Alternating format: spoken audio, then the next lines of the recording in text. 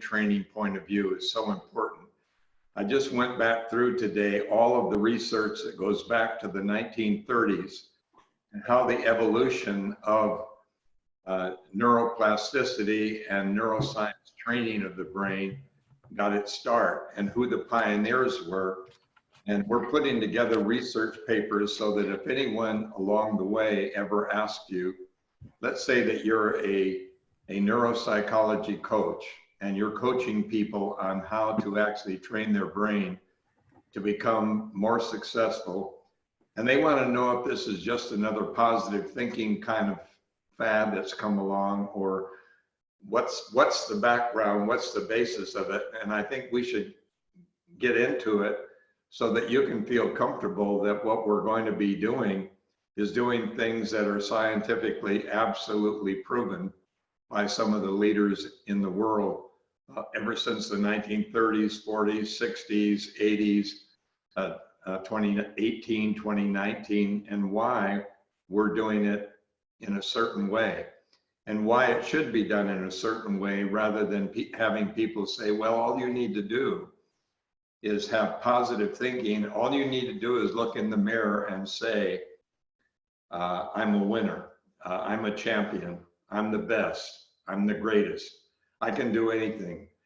And to tell yourself these things is a positive thing, but it's also a primrose path, and it's also a fad rather than a fact.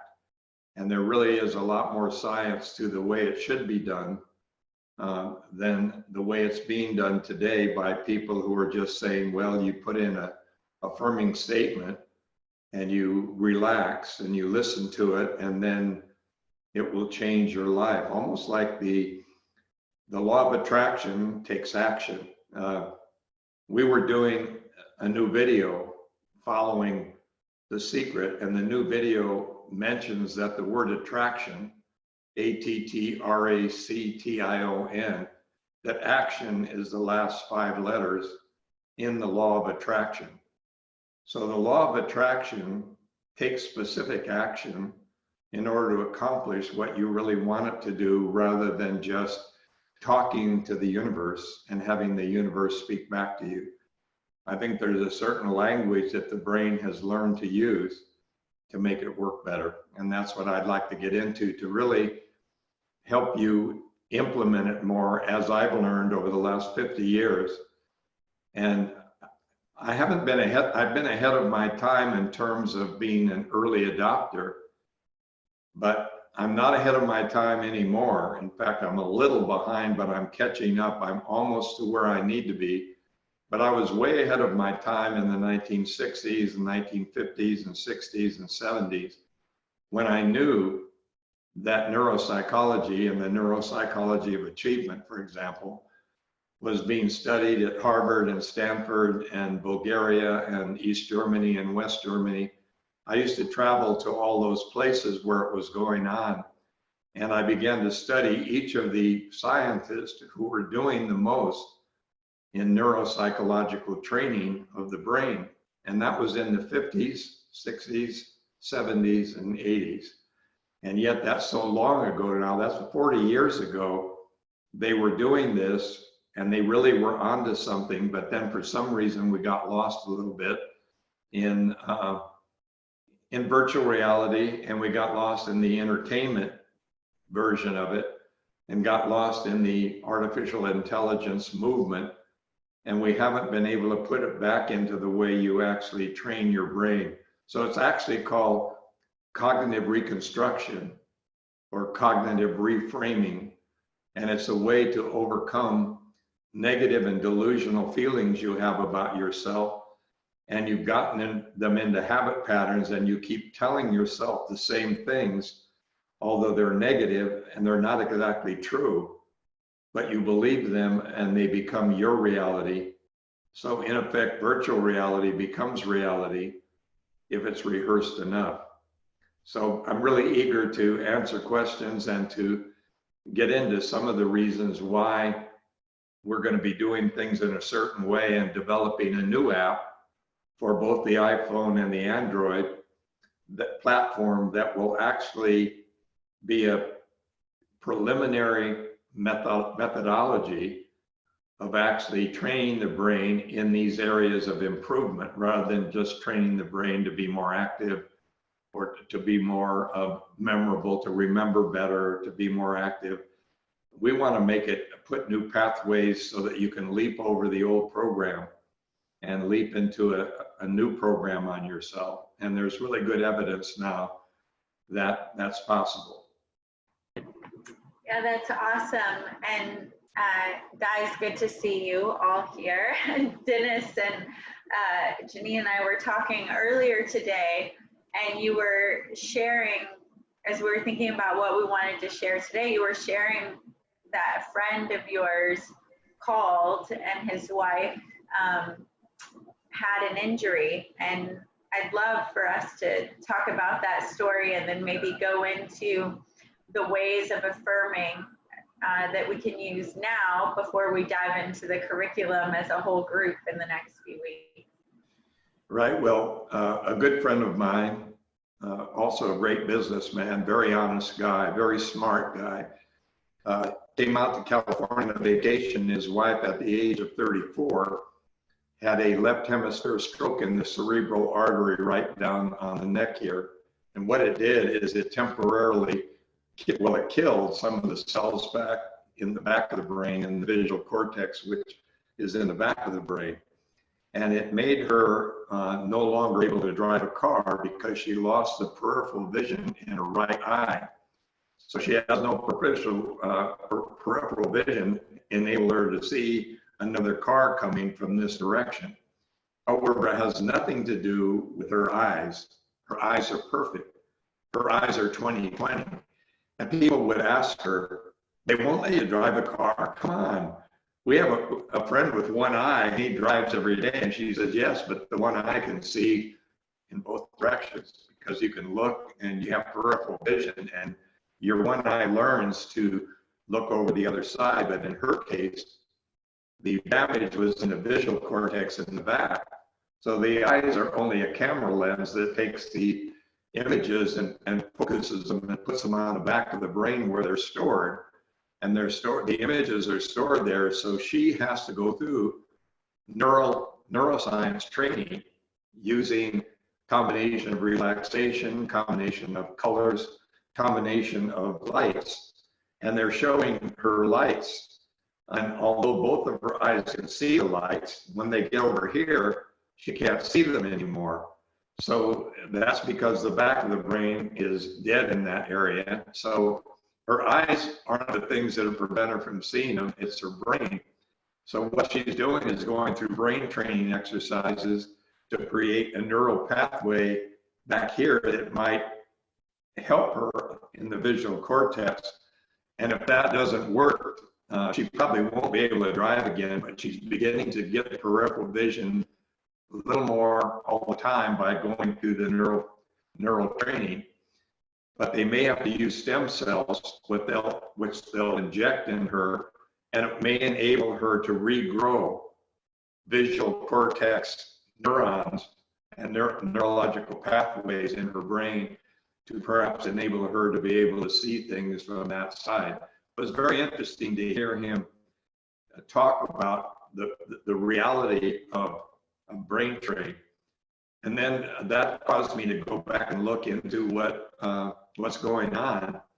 And I've been studying BCI, and you really should get into BCI, which is brain-computer interface. BCI is when the brain and the computer interfaces to be able to create material accomplishments by thinking. And we're not very far away. Right now, we're at a point where we can open a garage door, we can turn on the lights, we can turn a cell phone on or off, we can send messages without having to program them into a device. We can do that with the brain working directly with a computer interface and sending out those messages. But what they're working on now is devices that are wearable, that are not only monitoring your functions, but also the brain can be talking to the device, and you can maybe preempt a stroke by having the brain tell you that you're maybe going to have a stroke in the next 5 to 10 minutes. So it would give a person an opportunity to be on their way to the emergency room before the paramedics arrived, and you had that 5 to 10 minute problem of oxygen being cut off to the brain. So I just learned yesterday, I should have known before, that Facebook bought the leading brain-computer interface company for hundreds of millions of dollars in a little private deal, and that Microsoft bought another one, and that Samsung bought a third one. So there's 3. Facebook, and I'm sure Google will be involved as well. So you've got these social media platforms, the communication platforms buying into brain-computer interface. So this whole neuroscience thing is breaking open. That's why most of the major companies have hired neuroscience firms to get the buy decision programmed more visually and emotionally, with triggers that are just a few triggers that will get people to buy into the product in an easier way than the way they've used the Geico, having humor and having you love the ad and having you vote on which one you love best at the Super Bowl. They're going to try to refine it to the point where what emotional triggers, especially visual or a thought process, will drive an emotional decision to buy. Because we know that people splurge on wants, and they're very on needs. They're very careful about their needs, but they splurge on things that they love and they want, because buying is such an emotional decision. So I got into that, and I'm very excited to be part of this group that we have here, so that we can all question and answer and do some of our own research on it. And you'll find that there is a definite pathway that has come from the 1930s on through to today, with some of the leaders in the field having been way ahead of the curve. And now the curve is catching up, because current breakthroughs in neuroscience have been proving the brain's ability to do this, where before they were using holographic projections, they were using music, mood music, they were using heartbeat, they were using biofeedback instrumentation.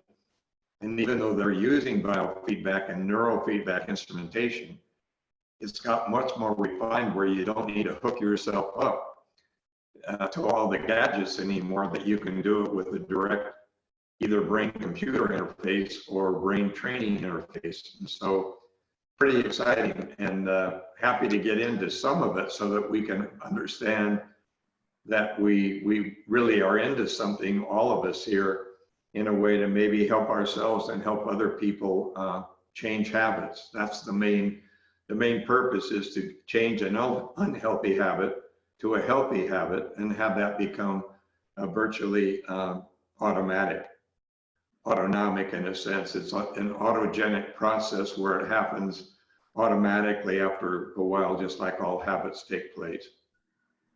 Yeah, that's really, really awesome. And I know we're going to get to deep dive into what you've already learned about how to bring ourselves into better habits, and to do that successfully.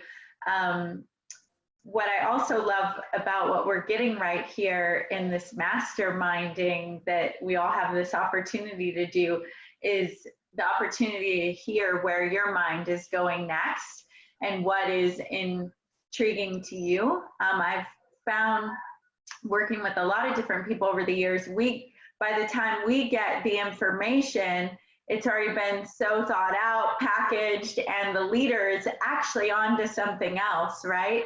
So you still are climbing this ladder, which is great, because you wouldn't be, it's great, someone is packaging it up for you. So I love we're getting the package, but we're also getting the opportunity to hear fresh what's on your mind, what's inspiring to you, what's driving you, because that brings in that kind of behavioral modeling that can't just be packaged up in a classrooms as much as it happens by being with someone. So I thank you so much for sharing what's going on and helping us understand what you're looking at. Well, I grew up getting feedback from your mind. I grew up listening and reading. And I spent most of my life listening, watching, and reading, and only part of my life talking, thank heavens. That most of my life has been spent reading what other people have done, or going to hear them, or going to watch them at work. And it really began when I learned from Dr. Georgi Lazanov in Sofia, Bulgaria, who is a psychiatrist who taught grammar school students algebra and calculus at the age of 6 by using sophisticated music to calm them down, and then certain verbal expressions to internalize the mathematical formulas in grammar school students. I said, how can this be? And it was called Suggestopedia and Suggestology. And the work went on at Iowa State University, where we finally got into super learning in the late 1970s and 80s, where super learning became this way to internalize information faster because of the heart rate, because of the relaxation, because of the type of music, because of the type of statements that were being said. And in that initial work of Dr. Georgi at Georgi, Lozon, Lazan, AV of Sofia, Bulgaria, and you'll find that he researched back in the days of Count Kaiserling in Germany. We're talking now about going back to the 16 and 1700s. Back in the 1700s, imagine yourself having a tremendous theater experience.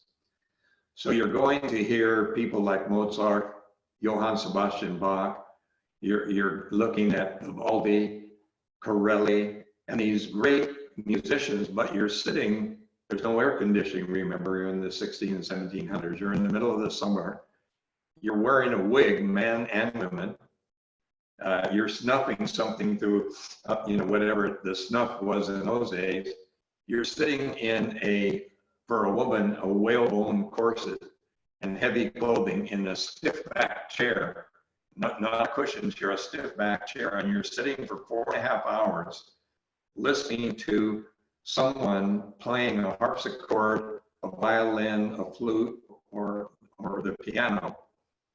And you go up into a state of reverie. And in those days, it was called going on a trip in your mind, a vacation in your mind, because there were no airplanes, anything like that. So you had to go on a ship or whatever to go anywhere. So think about, in those days, a tremendous experience emotionally, and an ethereal saying, wow, this was the greatest thing. And what happened is they found that because the way the music was played, that the people's heart rates inside the stuffy theaters, heart rate slowed down to the resting heart rate of an Olympian, about 60 beats a minute. And the music being played at that time was called Baroque music. And the Baroque music period, which was Largo, was the kind, Largo means slow. So the Largo music of Bach, the Four Seasons, and you got Vivaldi, and you got Mozart, some of it. But the Baroque period was the time when Count Kaiserling, the Chancellor of Germany, said, I got a terrible headache. It's the worst headache I've ever had. In those days, they didn't know what migraine was. And he said, bring me my harpsichordist, Johann Sebastian Bach. I've got to get rid of this headache. And the way he did it was having his musician come in and play for him, and to go into the state of reverie and change the frequency of his brainwave emission to alpha waves and slower. So then you have these researchers who come out of Germany, East and West Germany in the early 30s, and you begin to get people trying to correlate mathematics, neural tones with this way of learning. Then you leap over that and you begin to get in the 1960s and 70s, and you get into biofeedback, where you get a bathroom scale that measures your weight.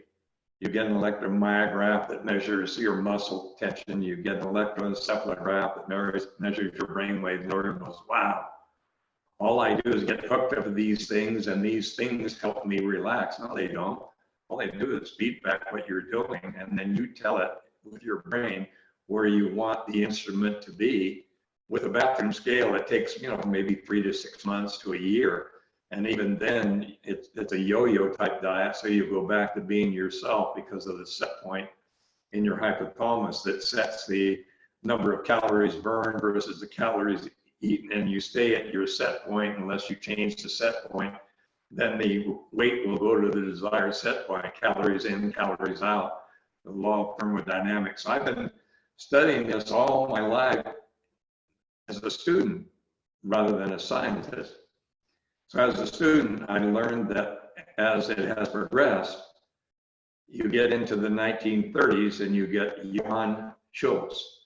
And Johann Schultz was the great German sports psychologist who developed autogenic training. And autogenic training was, my left arm is heavy, I'm relaxing. And he developed the autogenic training exercises whereby repeating phrases in your mind when you're relaxed, the body attempts through the brain to do what you're telling it to do. So that's the way the athletes in the 1930s and 40s were being trained, by autogenic relaxation techniques by Johann Schultz. Then you move on later into the maybe early 1980s, maybe a little later than that. You get into other scientists who develop progressive relaxation. That's Edmund Jacobson. And Edmund Jacobson developed progressive relaxation where you clench and relax, and train the body to relax itself so your mind would be relaxed and you were more susceptible to learning by progressive relaxation and also by autogenic training.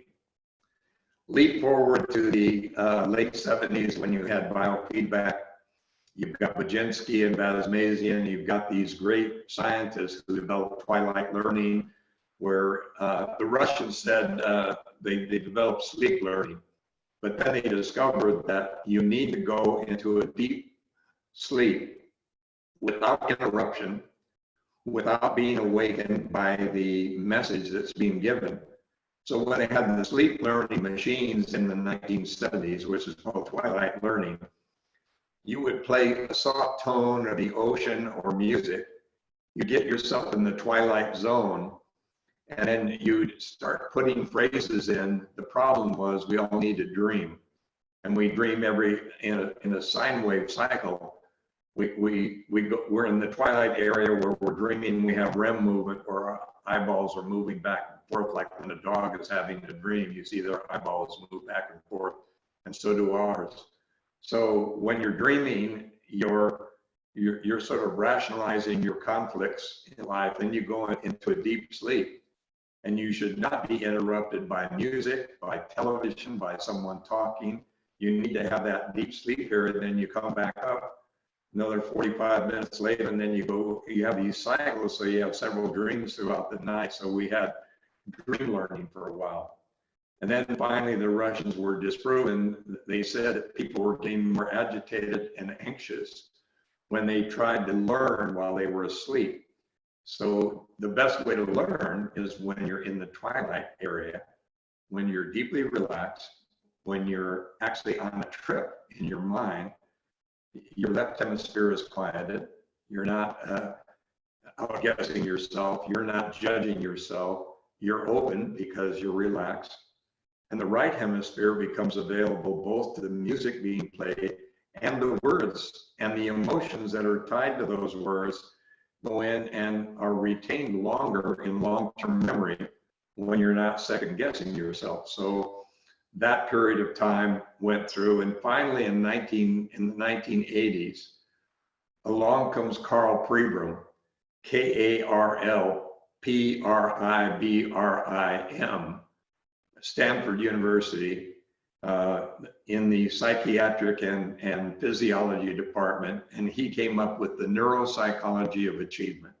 And he proved, he's a holographic expert in how the mind works as a hologram. So he would be the precursor to virtual reality and to, and to the things that we're getting into now. But to make a long story short, he was able to prove that a certain kind of music with a certain kind of phrasing, with a certain way of doing it, would create the neural pathways in the 1980s. And I remember I was chairman of psychology for the United States Olympic Committee in 1984 when he came out with the neuropsychology of achievement. So I had done the psychology of winning in 1978. And by 1980, I'd been looking at what was happening at Lake Placid with the Miracle on Ice.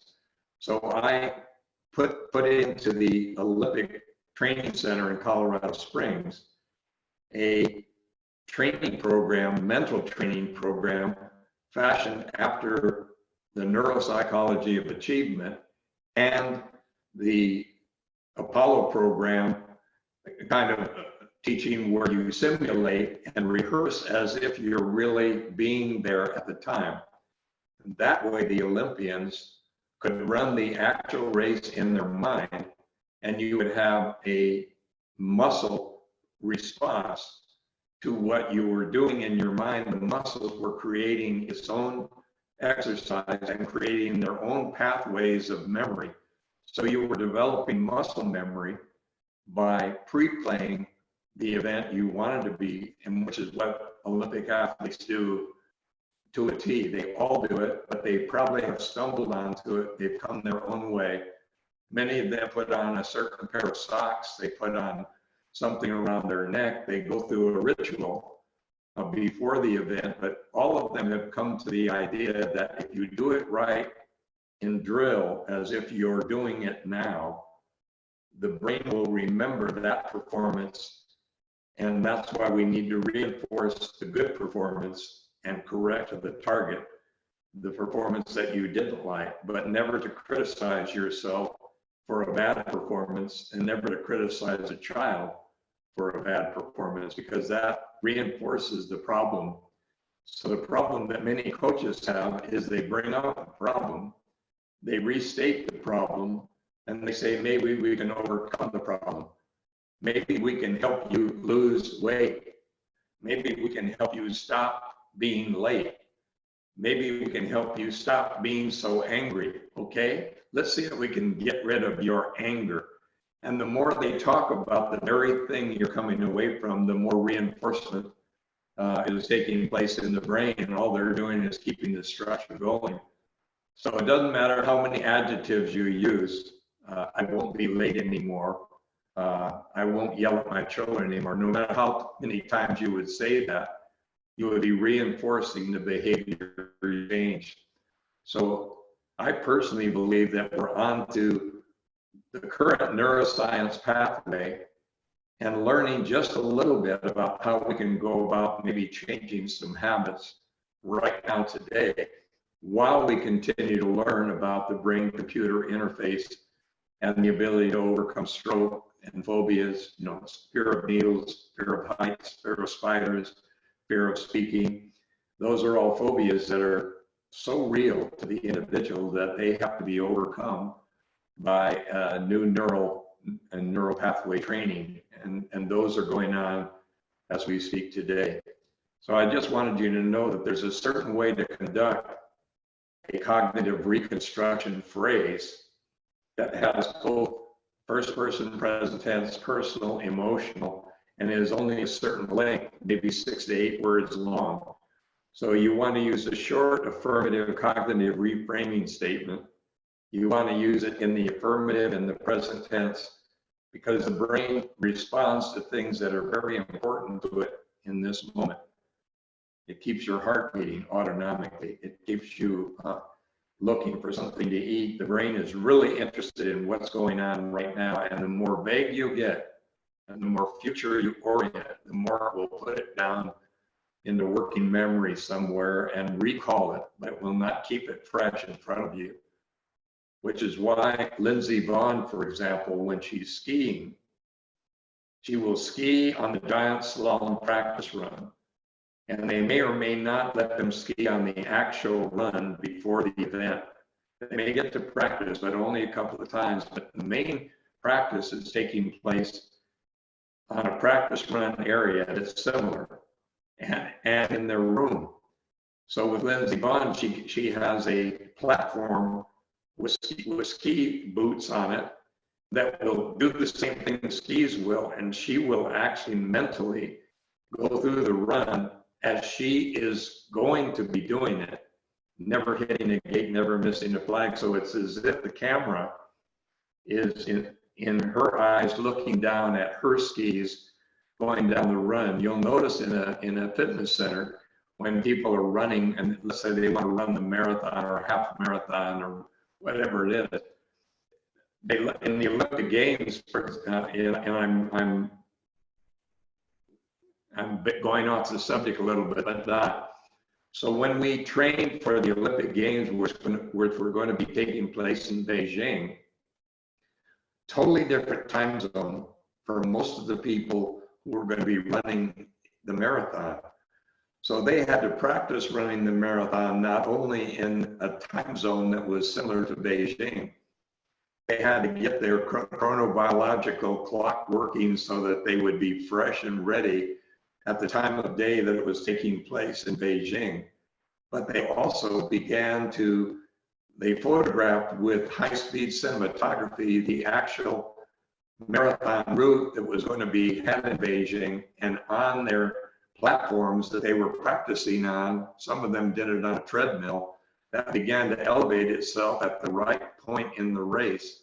And so they were actually pre-running the marathon on a platform that had the visual of what it would look like. And therefore the runner would be able to see with her eyes or his eyes, not only the road they would be running on, but the elevations that they would be experiencing during that marathon run. And that really helped the athletes a lot. And that was not cheating because there were no drugs involved. That was just preparing yourself properly for your event. So I think if you put it all together, we should be able to do that. Let's see, it says my connection is unstable, so you might not be seeing or hearing. We're hearing and seeing you, and you wrap that up nicely. Yeah, well, so I'm kind of finished, but we should be doing today, for whatever habit we want, earning certain amounts, doing certain things. We should be doing that now the way the champions have learned to do it through their coach, or just finding out on their own. It could save people 5 or 10 years and a lot of frustration by having a more scientific way to do it. So that's pretty well the soliloquy on it. But I wanted to get that out because it's almost like I'm going back to the future. I'm going back to where it came from so that I can understand how it works better today and why they're doing what they're doing in the way of neuropathic training. Yeah, that's so awesome. I know that everyone's really excited. I'm going to open the floor in a moment for some questions. John, if you now.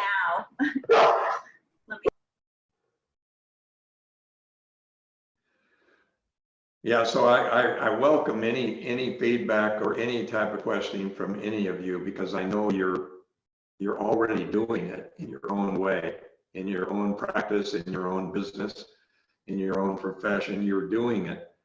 It's just that if there's anything I can lend to that, or not, or even question along with you, or learn from you based on your own experiences with your own clients, I'm happy to share those. I think it's interesting that you tied your comment about applying it to earning, because I can see it with the direct interaction of physical things like the athletic things that I did, but I can't picture how you connect those two. Well, for earning, it's really important because people, that's why the lotto winners give up the money. You know, remember the old saying, if you took all the money in the world and redistributed it, the same 20,000 people would end up having most of the money, and the same people who didn't have any money most of them would lose it. That's kind of a simplification. But the better thing is, it's really difficult to keep earning more than you believe you deserve.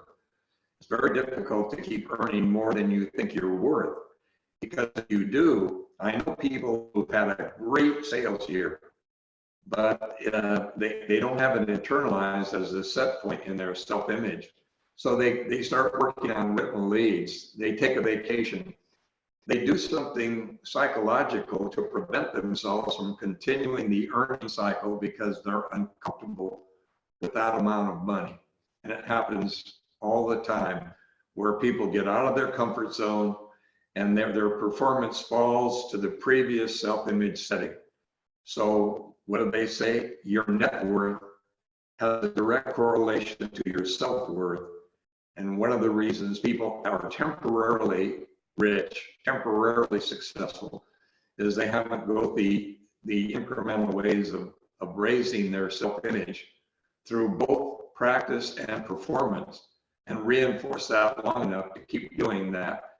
And that way they're not consistent anymore. They're what we would call shooting stars. They're shooting stars that burn brightly and briefly.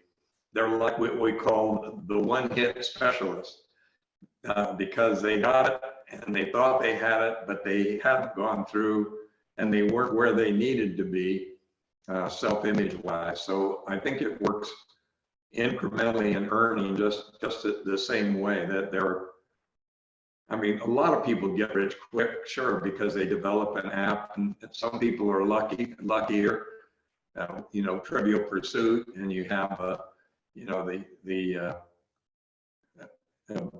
rhinoceros, the purple rhino, or the purple hippopotamus, or Barney or Bernie, or all those. And you have people who've made instant successes, but not many. Most of them are 45-year-old overnight successes and up.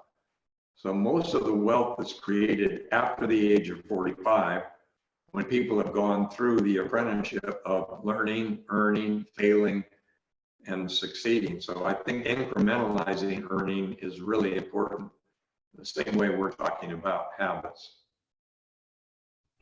Awesome. Dennis, I want to speak to that takeaway. My dog and daughter have a thing going on right now. Sorry. The takeaway of taking our affirmative present affirmations or self-statements and putting them into sentences that are 6 to 8 words long is something that, even do the deep dive and start really working on all this on the 29th, I think we can all go away and take a few of our statements and do that. And you said that keeps our heart pacing at the way that'll allow us to take it in. So I wanted to confirm that with you. And then John and David, if either of you have questions or comments for Dennis and Janine, I'm going to mute again. Okay. Well, first of all, they need to be just out of sight, but not out of reach. Excuse me, just out of reach, but not out of sight. So the framing of any goal needs to be stair-stepping your way to the top, because you're not going to have a 2-minute drill in life where you throw a touchdown pass from your own 2-yard line.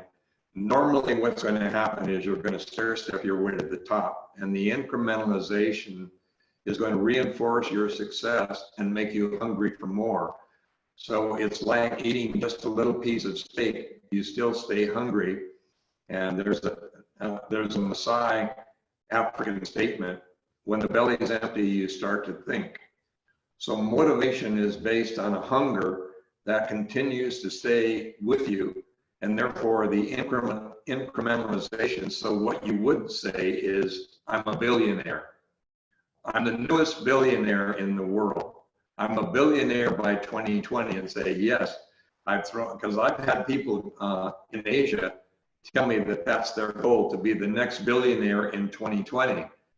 And I just give them a simple question: by providing what valuable service to what audience that will make them want to pay you that much money in that short of time?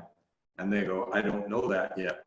I said, well, it'd be a good idea to fill in those blanks so that you can incrementalize what you're doing and begin to earn maybe 200,000 a year, and then 500,000 and maybe $1 million a year, and get yourself on that path. So rather than calling it an affirmation, let's call it cognitive reframing or cognitive reconstruction of statements about yourself. So let's call it an image of achievement. The image of achievement should be stated in the first person, because it's me and I am going to change. I'm not going to change somebody else. I'm not going to change my husband, my wife, my child. It's me that is going to undergo. So it's I, me, my. I am doing this. When am I doing it? I'm doing it now. Why? Because then the brain says, okay, this is important, right? So it becomes personal, present, which means in the now. Personal, present, positive, it has to be the desired result, as if the desired result is being experienced in the present tense personally. So we've got present, personal, we've got the positive, we've got powerful, because it needs to be powerful enough that you can't put it on your MasterCard. You cannot charge it. You can't get a loan on it. And many people say, well, yeah, sure, I want the Ferrari. I'll find enough credit to pay $200,000 for a car and be paying for it for 40 years. And I know many people who are paying $50,000 for a $17,000 car because they have it on time payment at high interest over 10 years. So it doesn't work that way. So we go on the P's, the 5 P's of framing: personal, present, positive, powerful. What does that mean? It has emotion to it. I'm excited that I weigh 185 pounds. Look it in my bathing suit. My lungs are pink and clear. I'm in control now. I'm excited with the way my body looks and feels today. I am caring and gentle with my loved ones, and it shows. I like who I see when I look at me. Those are general, but the more specific you get, the better off you are. I have my 12 chapters for my new book in my mind, and I'm writing them down today. So I'm doing these things today. So powerful means there's something you cannot buy, you cannot put on time, and you can't borrow on. They're out of your present reach, but they stay in sight, and that's why it's best to stair step your way up so you don't get disappointed. Everyone expects immediate results. We're into the immediate gratification, skin deep society, and boy, does it show. I mean, in your face, do it now. Every single play, you have to celebrate every play. If you look back at the superstars in the past, when they do something, some of them would salute. Walter Payton may have bowed or somebody, but now we have an arena mentality, and it's okay because we have a very arena-oriented way of entertaining ourselves. We're very lively and more active now, and I'm not complaining about that. I'm just suggesting that when you say something is emotional, powerful, it also needs to be possible. I'm not going to be president of the United States, so don't say it, Dennis, because then I'll put you into a psychiatric lounge and say, we'll reframe that. Dennis, your name is Denis Waitley. You're 86 years old, right? Is that right? Yes, but that doesn't mean, look at Ronald Reagan. I mean, wasn't he senile when he became president? I could become too. No, you can't. You haven't gone through the process, the education, the training, and the experience to become that. But you could become an aide to a senator. You could become a professor, maybe an adjunct professor. So let's go through some things that you can do, Dennis, the possible things. So I believe that people should not put in things that are not possible for them, because, and I've learned this from an astronaut and from an Olympian, you cannot be a gymnast unless biomechanically your body is a certain structure. You cannot. You cannot be 6'4" and be a gymnast doing the side horse. You know, it's really hard.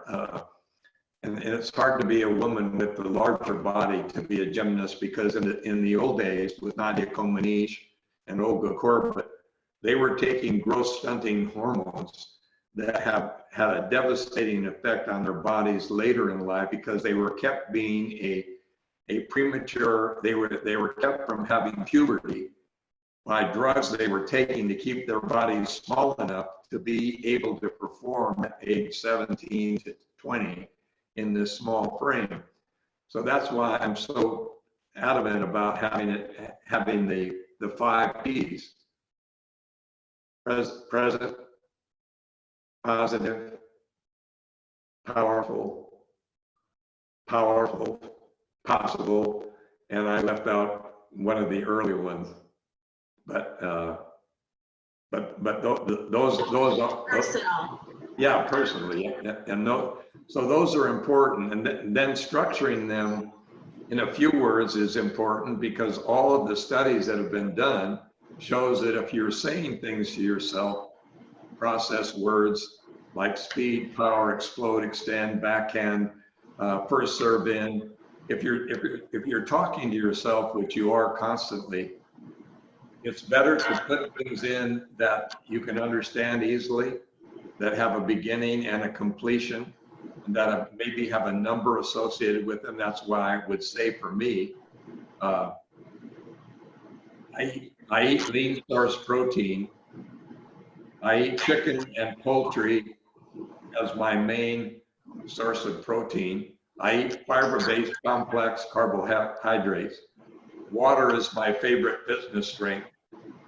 And I put those things in that all come together into my new fitness regimen. And so I put those together in short statements. I'm still hearing this, yeah, now I'm not.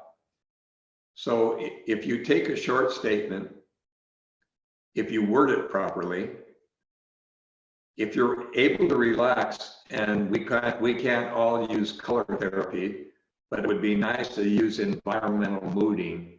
And there are certain places that are doing that with addicts of all kinds.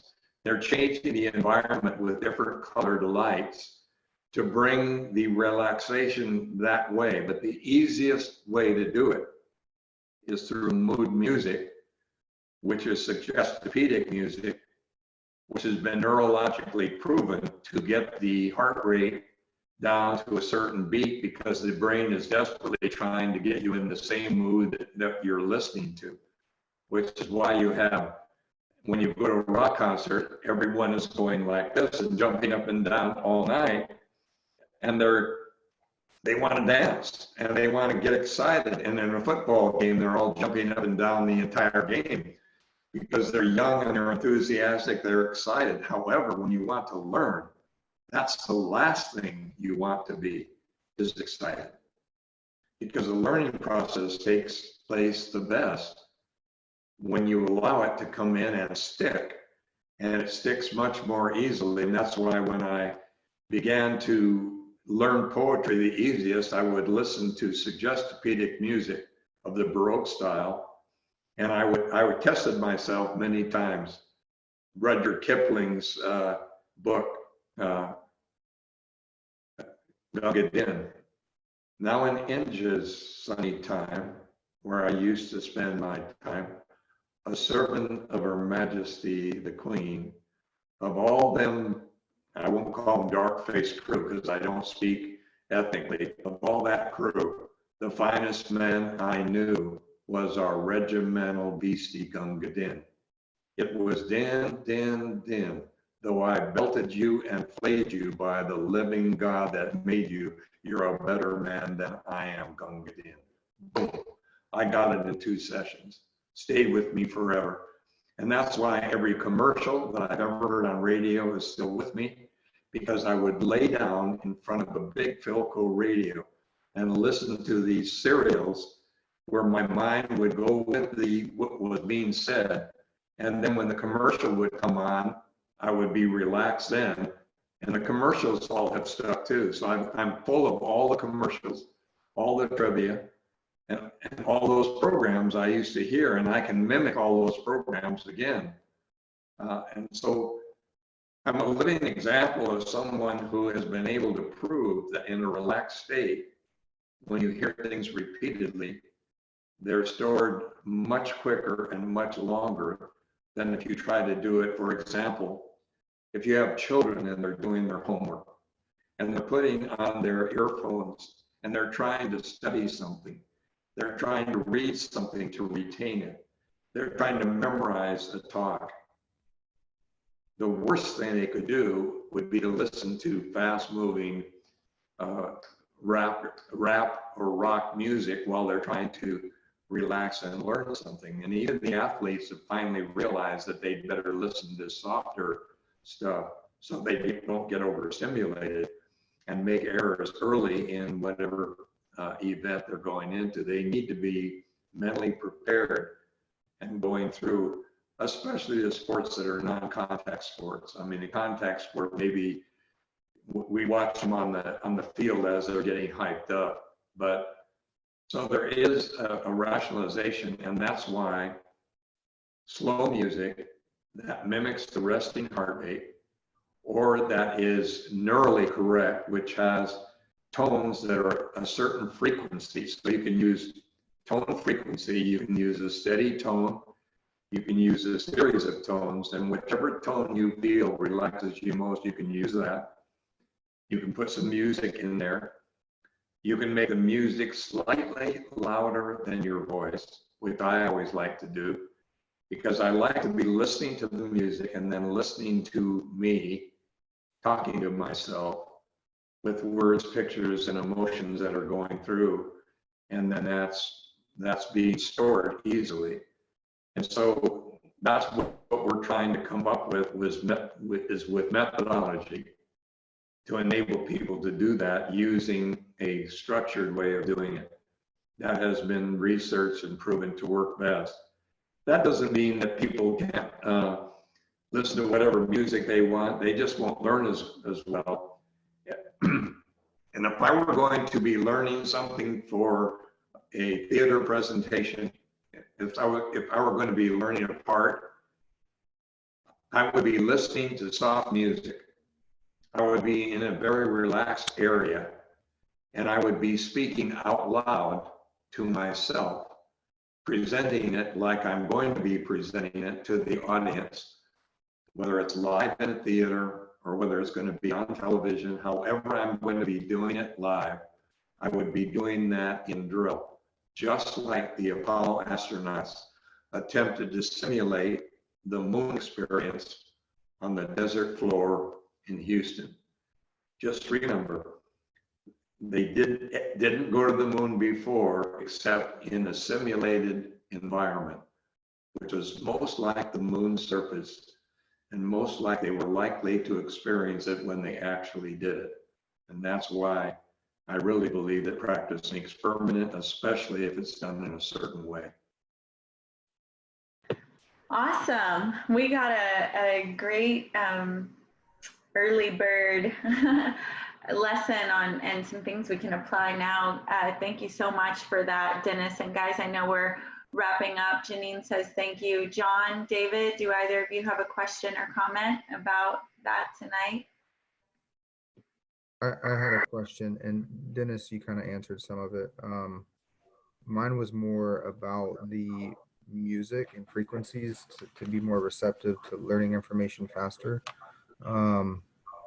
So this is just kind of my own experience. I've noticed that I like to read a lot, and I read better when I put these certain sounds, it streams in Tibetan sound bowls. And I guess some of it is, more the relaxing, more meditative state. So where's that like fine line? Is there a line between too relaxed? Because sometimes I feel like I'm kind of drifting a little bit.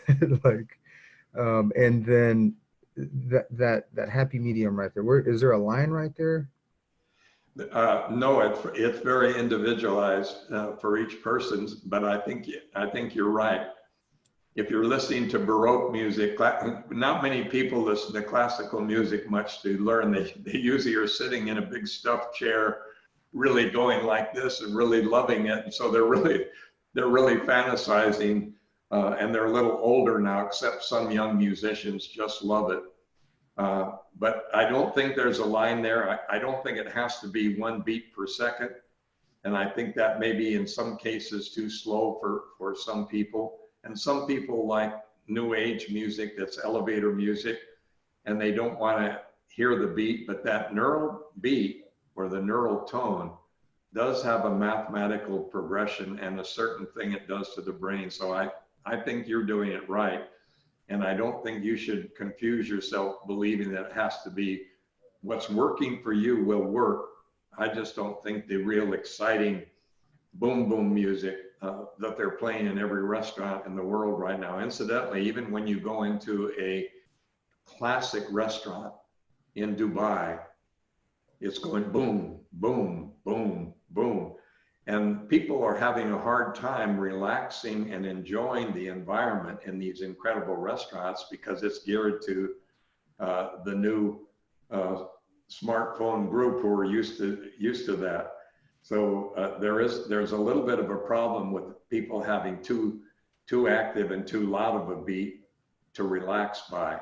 So whatever works for you, what works for me is about 1 beat per second and something that, because my heart rate is faster than yours by far. So mine is anywhere from 75, sometimes even 79 resting, 75 resting because of my age and maybe I'm not working out as much. So I need to listen to a slower music to bring my heart rate down. Okay, so the goal of it is to bring your heart rate down and relax. So tell me if this is this is what I gathered from that. So anything that would do that for you would be creating the same effect. That's right. Okay. But music seems to do it the easiest, the fastest, because music has been part of our lives, and music is mathematic based. So if you study music, you study math, and math and music go together. So there is a definite correlation between brain, math, music, learning. But yes, whatever works for you. That's why we have neural tones, several neural tones that have been proven to work. We have neural tunes plus music. We have music at 1 beat per second. We have music that is just generally relaxing. And so we want people to see what works for them, because one size does not fit all. It really doesn't. Sure. Where do you find these that you're talking about? Where can I find those, the tones, the neural tones? Actually, you can just Google it. You can just go neural, NEURAL, neural tones for relaxed learning, and you'll find different tones there. So it's really easy to find, and we're certainly going to be sharing those too, like very, very quickly. I'd say within the next 30 days, I hope, or let's say, Janine's looking at me saying maybe 60 days, maybe 120 days. No. So there's an app working in the background that will implement these things and some other lessons that Dennis is bringing as well. So you can just play and add in your own.